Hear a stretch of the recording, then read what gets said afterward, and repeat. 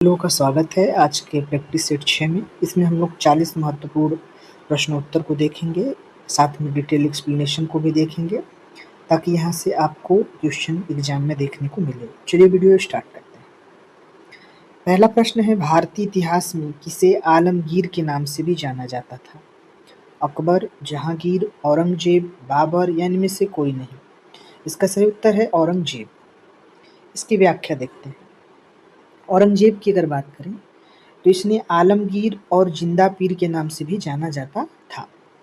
साम्राज्य विस्तार जो औरंगजेब का था, इसके शासनकाल में मुगल साम्राज्य अपने भौगोलिक विस्तार के चरमोत्कर्ष पे था, यानी उन्नति पे था।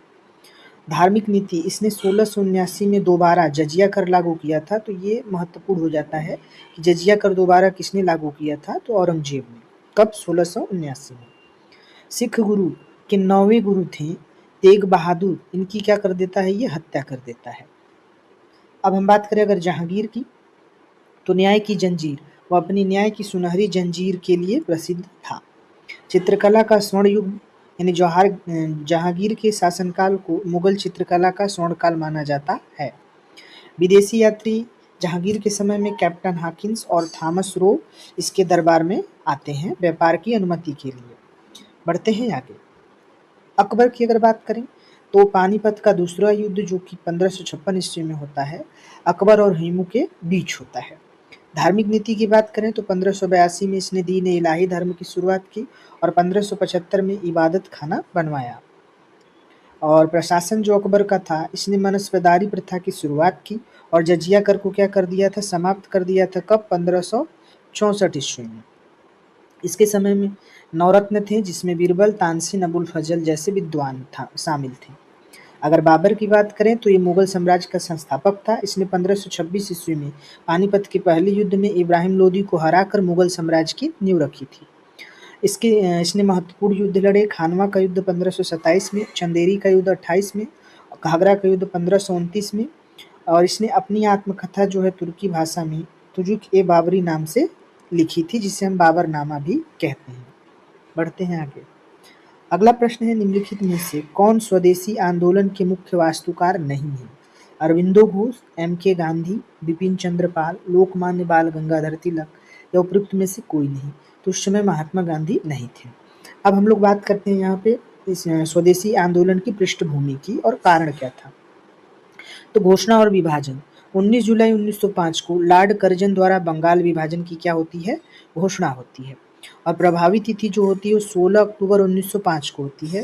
बंगाल में विभाजन लागू हो जाता है और इस दिन पूरे बंगाल में शोक दिवस के रूप में मनाया जाता है। मुख्य उद्देश्य क्या था? कि बंगाल की बढ़ती राजनीतिक चेतना और बंगाली बुद्धिजीवों को कमजोर करना इसका मुख्य उद्देश्य था।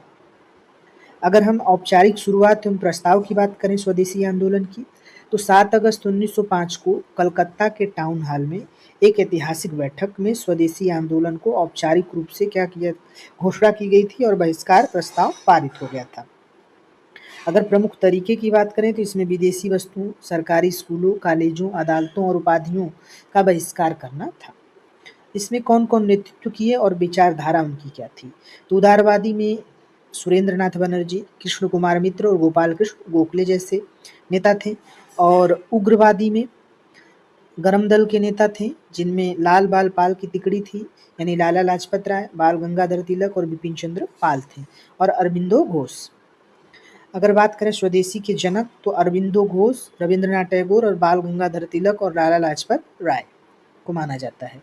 तिलक का नारा था, इस आंदोलन के दौरान लोकमान्य बाल गंगाधर तिलक ने कहा था, स्वराज्य मेरा जन्मसिद्ध अधिकार है और मैं इसे लेकर रहूंगा। अगर आंदोलन की प्रमुख गतिविधियों की बात करें तो रक्षाबंधन और अरंधन, यानी रविंद्रनाथ टैगोर के सुझाव पर विभाजन के दिन 16 अक्टूबर 1905 को लोगों ने एक दूसरे को राखियां बांधी और एकता का संदेश दिया। इस दिन घरों में चूल्हे नहीं जले थे, तो इसीलिए इसको अरंधन बोला गया। वंदे मातरम आंदोलन, स्वदेशी आंदोलन को डेल्टी आंध्र यानी आंध्र प्रदेश में वंदे मातरम आंदोलन के नाम से जाना जाता था। आर्थिक आत्मनिर्भरता, विदेशी वस्त्रों की होली जलाई गई। लोगों ने स्वदेशी वस्तुओं, हथकरघा, साबुन, चीनी और स्वदेशी बैंकों का उपयोग शुरू किया। राष्ट्रीय शिक्षा, स्वदेशी शिक्षण संस्थाओं की शुरुआत हुई और 15 अगस्त 1906 को नेशनल काउंसिल ऑफ एजुकेशन की भी स्थापना की गई। सांस्कृतिक विकास की बात करें तो रविंद्रनाथ टैगोर ने अमार सुनार बंगला की रचना की थी। कब? स्वदेशी आंदोलन के दौरान। अब इसमें समाज की भागीदारी क्या रही, पार्टिसिपेशन, तो छात्र एवं महिलाओं की बात करें तो छात्रों ने बढ़ चढ़ कर भाग लिया था। पहली बार भारतीय महिलाएं अपने घरों से बाहर निकलकर विदेशी दुकानों पर धरने देने में शामिल हुई थी। मुसलमानों की भूमिका, अधिकांश उच्च और मध्यम वर्ग के मुसलमान इस आंदोलन से दूर रहे। कुछ ने इसका समर्थन भी किया, लेकिन सांप्रदायिक राजनीति को बढ़ावा मिलने के कारण विभाजन को लेकर दूरियां बन गई। किसान की बात करें तो बड़े स्तर पर किसानों की भागीदारी इस आंदोलन में अपेक्षाकृत सीमित रही है, कम रही है। परिणाम क्या हुआ, महत्व क्या है इसका, तो सूरत विभाजन हुआ स्वदेशी आंदोलन के परिणाम। कब? 1907 में। उग्रवादियों और उदारवादियों के बीच मतभेद के कारण 1907 में कांग्रेस के सूरत अधिवेशन में इनमें विभाजन हो गया और इसी के परिणाम स्वरूप बंगाल विभाजन रद्द हुआ। कब? 1911 में। तो बढ़ते विरोध और क्रांतिकारी गतिविधियों को देखते हुए लॉर्ड हर्टिंग द्वितीय 1911 में दिल्ली दरबार में बंगाल के विभाजन को रद्द कर दिया।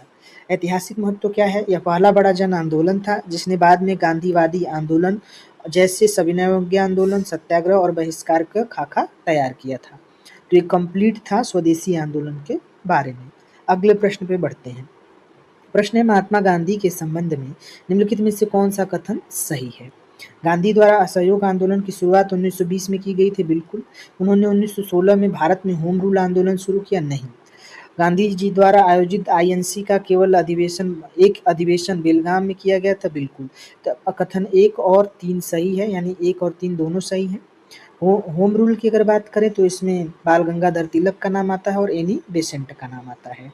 और ये जो ये जो बेलगांव अधिवेशन रहा है कर्नाटक में, ये गांधी जी ने 1924 ईस्वी में किया था। अब यहाँ से गांधी जी से संबंधित कुछ हम लोग तथ्य देखते हैं। जैसे इनका पूरा नाम है मोहनदास करमचंद गांधी। जन्म 2 अक्टूबर 1869 पोरबंदर गुजरात में होता है। राजनीतिक गुरु इनके गोपाल कृष्ण गोखले थे। महात्मा गांधी की उपाधि रविंद्रनाथ टैगोर ने कब दी थी? 1915 ईस्वी में।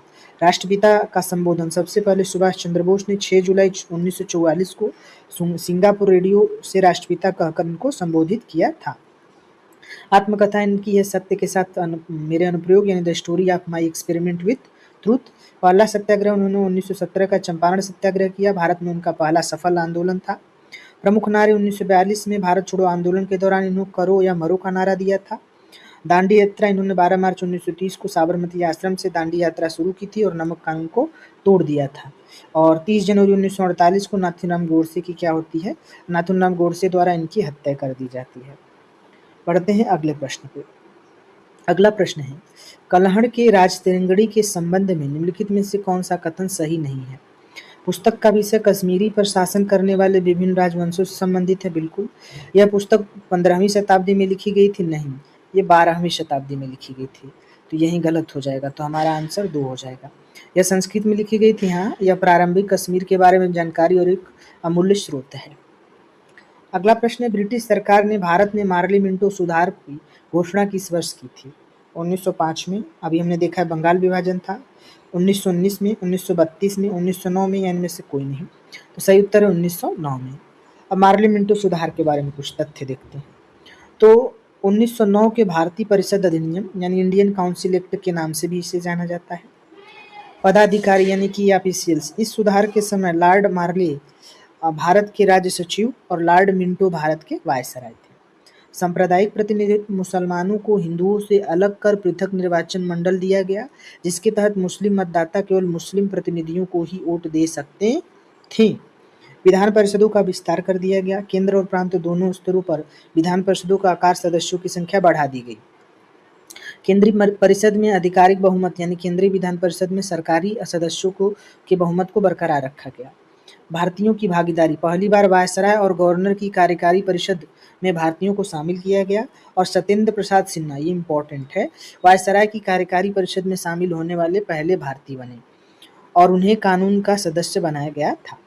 सीमित चुनाव प्रणाली, हालांकि चुनाव प्रणाली शुरू की गई लेकिन ये बहुत अप्रत्यक्ष थी। और सदस्यों के अधिकार, सदस्य को बजट पर चर्चा करने और प्रस्ताव पेश करने का अधिकार दिया गया, लेकिन सरकार के खिलाफ अविश्वास प्रस्ताव पारित करने या बजट में कोई बड़ा संशोधन करने की अनुमति नहीं दी गई थी। बढ़ते हैं आगे और हमारा अगला प्रश्न है, भारत के उपराष्ट्रपति का चुनाव एक निर्वाचक मंडल द्वारा किया जाता है, जिसमें कौन कौन शामिल है? तो संसद के निर्वाचित सदस्य, संसद के दोनों सदनों के सदस्य, संसद और राज्य विधानसभाओं के निर्वाचित सदस्य, लोकसभा और विधान परिषद के सदस्य, इनमें से कोई नहीं। तो इसमें संसद के दोनों सदस्य शामिल होते हैं। अब उपराष्ट्रपति से संबंधित महत्वपूर्ण अनुच्छेद। अनुच्छेद 63 जो है भारत के उपराष्ट्रपति होगा ये बताता है। 64 में उपराष्ट्रपति का राज्यसभा का पदेन सभापति होगा। अनुच्छेद 65 में राष्ट्रपति के पद में रिक्ति या अनुपस्थिति के दौरान उपराष्ट्रपति द्वारा उनके कार्यों का निर्वहन है। अनुच्छेद 66 उपराष्ट्रपति का निर्वाचन है।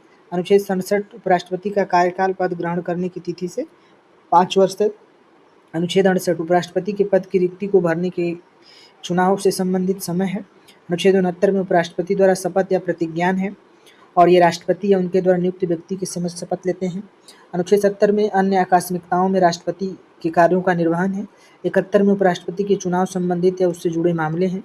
अनुच्छेद 72 क्षमादान की शक्ति और कुछ मामलों में दंडादेश, निलंबन, परिहार, लघुकरण राष्ट्रपति की ये चूकी शक्ति है। और अनुच्छेद 76 जो है संघ की कार्यपालिका शक्ति का विस्तार है। बढ़ते हैं आगे। भारतीय संविधान के किस बहुमत के आधार पर संसद द्वारा अनुच्छेद 2 और अनुच्छेद 3 में संशोधन किया जा सकता है? साधारण बहुमत द्वारा, पूर्ण बहुमत द्वारा, प्रभावी बहुमत द्वारा, विशेष बहुमत द्वारा, इनमें से कोई नहीं। तो इसको साधारण बहुमत के द्वारा संशोधन किया जा सकता है। प्रश्न है नीचे दिए गए कूट का उपयोग करके भारत की संविधान सभा के उपाध्यक्षों की पहचान करना है। BN Rao, HC Mukherjee, VT Krishnamachari, GG Mavalankar. कौन कौन से थे? तो इसमें HC मुखर्जी थे और VT कृष्णाचारी थे, दोनों लोग थे। तो हमारा ऑप्शन 4 सही हो जाएगा। अगला प्रश्न है भारत में प्रत्येक संसदीय बैठक का पहला घंटा आवंटित किया जाता है किसके लिए? प्रश्नकाल के लिए, आधे घंटे, शून्य घंटे, कोई विकल्प नहीं। तो इसका सही है प्रश्नकाल के लिए। भारतीय संसद लोकसभा की बैठक का पहला घंटा 11 बजे से 12 बजे का प्रश्नकाल होता है। इसके बाद दूसरा घंटा 12 से 1 बजे का शून्यकाल कहलाता है। डैश भारत में एक प्रमुख लौह अयस्क पट्टी है? तमिलनाडु, छत्तीसगढ़, गुजरात, राजस्थान की पट्टी, उत्तर प्रदेश, बिहार की पट्टी, उड़ीसा, झारखंड की पट्टी, उपयुक्त में से कोई नहीं। तो ये उड़ीसा और झारखंड की प्रमुख लौह पट्टी है।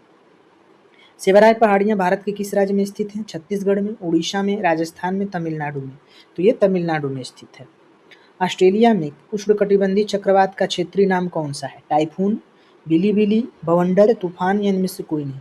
तो ये बिलीबिली कहा जाता है।